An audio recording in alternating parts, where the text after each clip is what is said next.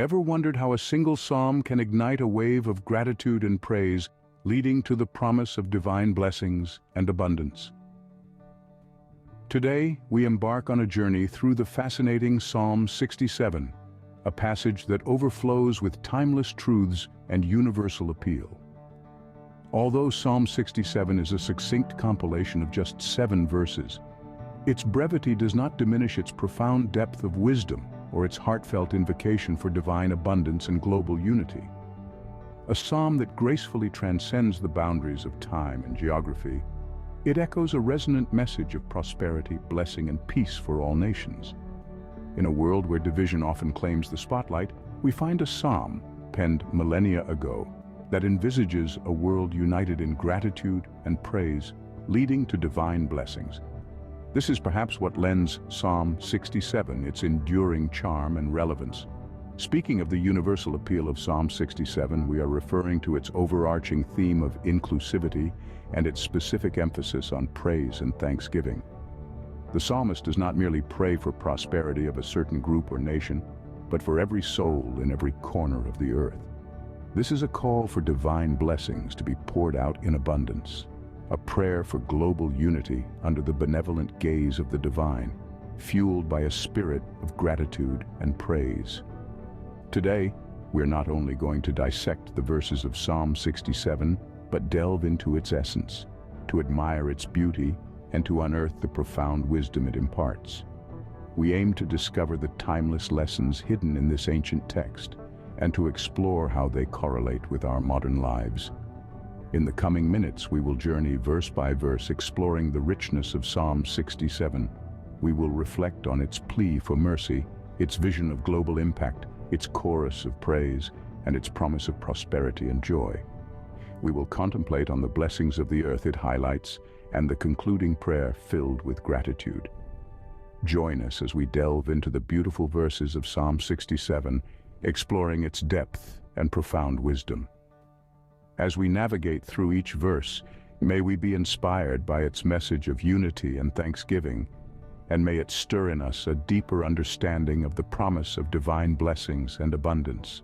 The psalm begins with an earnest appeal for God's mercy and favor, a profound act of thanksgiving and praise. May God be gracious to us and bless us, and make his face shine on us. This initial verse of Psalm 67 serves not only as a plea for divine intervention, but also as a celebration of God's unending mercy. Let's delve into this verse one phrase at a time. May God be gracious to us. In this phrase, we witness an invocation for God's grace, an act of acknowledging his mercy and praising his kindness. This grace, defined as free and unmerited favor, is a gift that we humbly accept and give thanks for. It's an appeal for God to gaze upon us with kindness, understanding, and forgiveness, even when we falter. Then, and bless us. This statement represents a request for God's blessings, a form of raising our hands in gratitude for his divine favor. Blessings, while often linked with prosperity and happiness, are expressions of God's goodness in our lives that we should always be thankful for. Lastly, and make his face shine on us.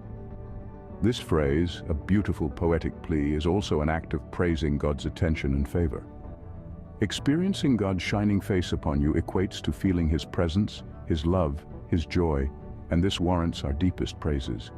This appeal for grace, blessings, and divine attention is not a sign of weakness, but an act of thanksgiving and praise. It's a recognition of our limitations and an affirmation of our faith. It's a humble request for divine assistance and favor, and also a reminder for us to always thank God for his grace, his blessings, and his attention. We must always turn to him in both times of need and times of abundance, acknowledging and praising his role in our lives. This powerful appeal of thanksgiving and praise sets the tone for the rest of the psalm, emphasizing the importance of divine guidance and favor. It reminds us that even as we journey through life, we are not alone. We have the grace of God, his attention, and for these, we eternally grateful and full of praises. Scene script. Verse 2 of the psalm magnifies its message onto a global platform, emphasizing its universal applicability. Now let's dig deeper into the heart of the second verse. So that your ways may be known on earth, your salvation among all nations. This verse is a potent appeal for the dissemination of divine wisdom and salvation to every corner of the world. An echo of a yearning for a universe where God's teachings are universally acknowledged and celebrated, not constrained to a specific region or group, but reverberating with individuals from diverse cultures and backgrounds across the globe. The phrase, "Your ways may be known on earth," indicates a longing for God's wisdom to be globally recognized and praised, to infiltrate the lives of every individual. It's not just about knowing His ways, but about understanding and embracing them, about living a life guided by this divine wisdom. It's about weaving together a global bond that cherishes compassion, justice, and love, principles that are central to God's teachings. Now let's ponder over the subsequent part of the verse, "Your salvation among all nations." This phrase embodies a plea not just for individual or group salvation. It's a clarion call for universal salvation, a beacon of hope that surpasses borders and transcends cultural differences. It envisions a world where every nation experiences God's saving grace collectively, where every human, irrespective of their background, the opportunity for redemption. But why is the global recognition of divine wisdom and salvation imperative? It's about more than just personal. It's about the construction of a world that mirrors the divine principles of love, justice, and mercy. It's about nurturing a global community that aspires for these ideals, that collaborates to create a more equitable world. Furthermore, this verse stresses the inclusivity of God's love and grace. It dismisses the notion that salvation is privy to a select few. Instead, it asserts God's mercy extends universally to all nations, to every individual. It paints a picture of a God who doesn't play favorites, but who loves and values every person equally. This verse further reminds of our responsibility to share God's teachings and His message of salvation with others. It's a call to action, prompting us to not merely bask in the light of God's wisdom and grace, but to also serve as luminaries, helping others navigate their path. Indeed, the second verse of Psalm 67 is a plea, a world united under the banner of divine wisdom and universal salvation. It's an affirmation of God's boundless love and mercy, a testament to His longing for global unity and peace, fostered through collective thanksgiving and praise. This verse highlights the universal reach of God's grace and salvation, underscoring the Psalm's call for global unity. It's a potent reminder that God's love knows no borders, that His mercy is not limited by geographical boundaries, but is freely accessible to all, irrespective of their origin or circumstances. This is the essence of Psalm 67's message to us, a global celebration of God's blessings, uniting us in thanksgiving and praise. Next, we delve into a chorus of gratitude, echoed twice for emphasis. This double repetition is a potent literary device, frequently employed in ancient texts to reinforce a point, render it unforgettable, and create a distinct rhythm in the narrative. Psalm 67's third verse demonstrates this technique with its "May the peoples thank you, God, may all the peoples thank you," echoing a heartfelt desire for recognition and gratitude, God's sovereignty. This verse commences with, "May the peoples thank you, God," a simple yet profound request. It's a call for all nations to express gratitude towards His divine authority, not just an individual acknowledgement, but a collective act of thanksgiving. The repetition, "May all the peoples thank you," magnifies this collective act of gratitude. It reverberates across the globe like an echo, a call transcending geographical, racial, and cultural boundaries. It becomes a universal act of thanksgiving, a chorus uniting in an act of divine appreciation. The repetition also underscores God's all-encompassing love and mercy, reminding us that His blessings extend to all peoples, regardless of their identity or status. It's a powerful proclamation about the universal reach of God's love, a reminder that His mercy extends to every corner of the globe. This verse also brings attention to the reciprocal relationship between God and His creation. As people thank God, they acknowledge His blessings and generosity. This act of thanksgiving is not just a form of worship, but a form of an appreciation of God's mercy and love.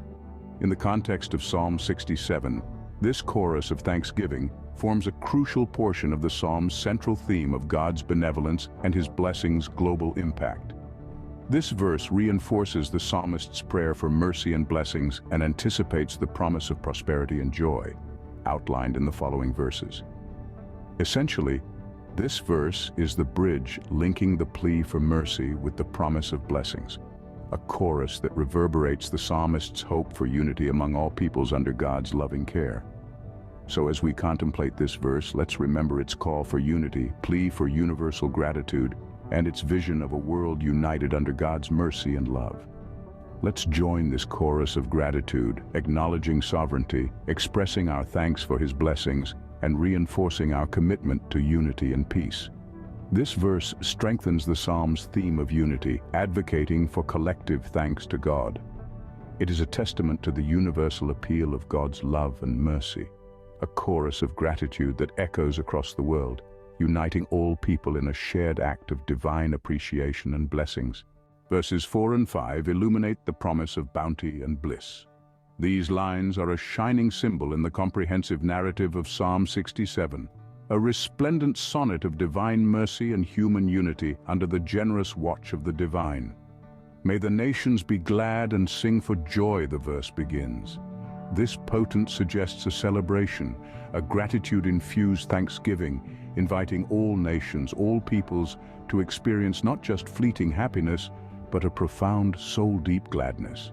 This joy is not just an individual experience, but a collective one, stirred and shared among all nations as a result of heartfelt praise, a joy that transcends borders, cultural differences, and language barriers. In the spirit of thanksgiving, this joy unites us under the umbrella-shared human experience. The second part of the verse, "For you rule the peoples with equity and guide the nations of the earth," delves into the reasons for this joy. It speaks of a divine rule, a divine guidance that is characterized by equity, that brings forth prosperity and joy when acknowledged and praised.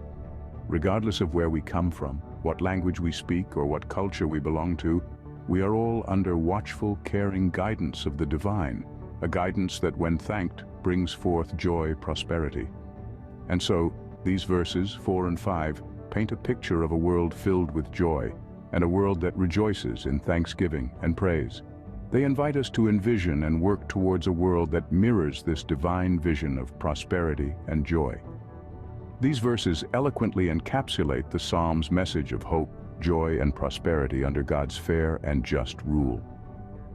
They serve as a reminder that we are all part of a larger, interconnected tapestry, woven together by the threads of divine love, justice, and guidance, threads that, when recognized and praised, result in a bountiful harvest of joy and prosperity. Verse 6 shines a spotlight on the blessings of the earth, wrapped up in a message of thanksgiving. Deeply rooted in the elegance of simplicity and raw power of the natural world, it reads, "The land yields its harvest. God, our God, blesses us." It paints a vivid image of the earth, generous and bountiful, rewarding our toil with the fruits of our labor. The earth, in its abundant generosity, offers its yield to us. This isn't just a nod to nature's cycle or an emblem of our bond with the earth. It's a thanksgiving sentiment, thanking the earth for its bounty. Verse takes it a step further to discuss not just our physical harvest, but a spiritual harvest.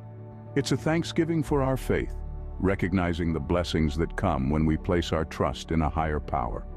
When we plant seeds of faith, hope, and love, we reap a harvest of blessings.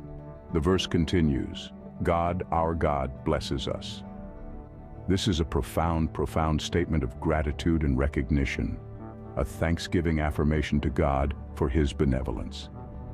It invites us to recognize God's blessings in the nature around us, the sun that warms us, the rain that nourishes the earth, the wind that stirs the trees, the birds that serenade us with their song. These are all God's blessings and our thanksgiving gifts. These blessings are not just about what we receive, but also about what we give back. As caretakers of the earth, we are trusted with its preservation.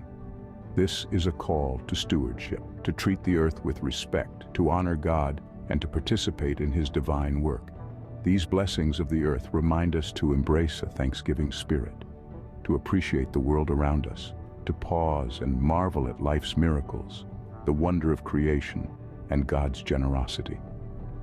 It's easy to get lost in life and forget to count our blessings, but this verse calls us to slow down, to appreciate the earth's blessings as gifts of thanksgiving, and to acknowledge God's hand in everything. This verse provokes us to cherish the daily blessings, recognizing that they are of thanksgiving from God. It calls us to embody gratitude, to cultivate a mindset of thankfulness, and to seize a lifestyle of stewardship. Verse 6 reminds us that the earth and everything in it are not just resources, but thanksgiving blessings to be treasured and safeguarded. The psalm culminates in an inspiring prayer of thanksgiving and praise. The last verse of Psalm 67 expresses a heartfelt gratitude, a sentiment that resonates deeply with every chord of our human experience. It reads, "May God bless us still, so that all the ends of the earth will fear him." This line, in its simplicity and profoundness, delivers an impactful message. The verse commences with an expression of gratitude for the blessings already received. It's not a petition for a one-time shower of grace, but an acknowledgement of a continuous outpouring of divine favor. It mirrors our inherent desire for constancy in the blessings we receive, signifying an enduring experience of God's favor. The prayer then expands beyond the self, beyond the immediate community. It reaches out to all the ends of the earth. This is an expansive, global prayer of thanksgiving. It seeks blessings not just for an individual, a family, or a nation, but for the entire world. It mirrors the psalmist's vision of universal well-being, a dream wherein every corner of the earth experiences the grace of the divine. The final part of the verse introduces an interesting concept, the fear of God. In the context of the Bible, the fear of God is not about terror. It's about reverence, awe, and respect. It's about recognizing God's sovereignty, his ultimate power over all creation. The psalmist's prayer, therefore, is not only for material blessings, but also for a spiritual awakening. It's a call for humanity to recognize and respect the divine, to live in a state of humble reverence before the grandeur of God. This final plea of Psalm 67 isn't just a prayer, it's a roadmap for a fulfilled life. It shows the way to live, to pray, to hope. It teaches us to be thankful for our blessings, to wish well for others, and to live in reverence of the divine. In essence, this last verse is a mirror of the entire psalm. It captures the themes of divine blessing, universal well-being, and humble reverence. It's a fitting conclusion, a powerful end note to a psalm that is a continuous hymn of thanksgiving, praises for the divine, and dreams of global joy and prosperity. This closing verse encapsulates the psalm's central theme, a universal call for divine blessing and reverence through a heart filled with thanksgiving and praise. Psalm 67 beautifully encapsulates the theme of thanksgiving and praise leading to divine blessings. It begins with a heartfelt plea for God's mercy and blessings, setting a tone of humble gratitude and dependence on the divine. The second verse reveals the psalmist's vision of God's teachings and salvation, not confined to a specific group, but reaching out to all nations. This universality of God's love and salvation is a testament to the global impact of divine blessings. The third verse, repeated in the fifth, invites all nations to sing praises to God, emphasizing the universal nature of divine worship and expressing gratitude. The following verses speak of prosperity and joy that come from aligning with God's guidance, highlighting the blessings that ensue from righteous governance. The sixth verse paints a vivid picture of the physical blessings of the earth, reminding us to appreciate God's benevolence. The psalm concludes with a final prayer, a reaffirmation of the desire for divine blessings and a call for universal praise. Thus, Psalm 67 is a profound call to all nations to embrace God's grace, thank Him for His blessings, and live in harmony.